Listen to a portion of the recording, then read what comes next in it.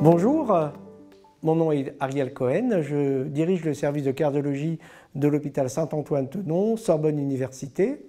Bonjour, je suis Stéphane Edéry, je suis cardiologue ici, je travaille à l'hôpital Saint-Antoine avec Ariel Cohen et je coordonne l'activité de cardio-oncologie sur les sites de Saint-Antoine et Tenon.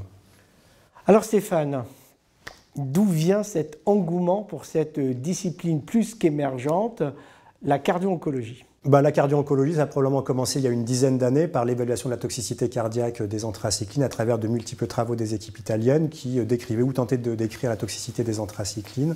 Pas véritablement de solution à ce moment-là. Puis on va dire que l'accélération de la connaissance et de la compréhension, c'est peut-être 2016 avec des propositions de consensus d'experts autour du positionnement de l'imagerie pour décrire la toxicité cardiaque. Donc on est encore dans une phase où on est très descriptif.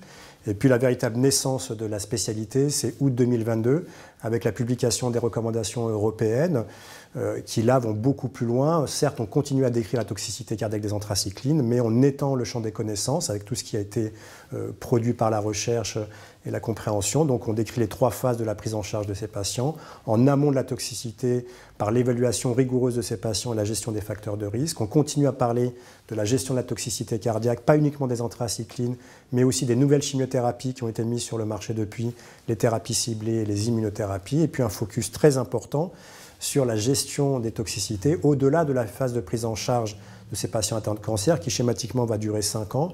Et au-delà, les patients, une fois guéris ou en rémission, vont sortir du champ de surveillance de nos confrères cancérologues pour être un peu, entre guillemets, livrés à eux-mêmes.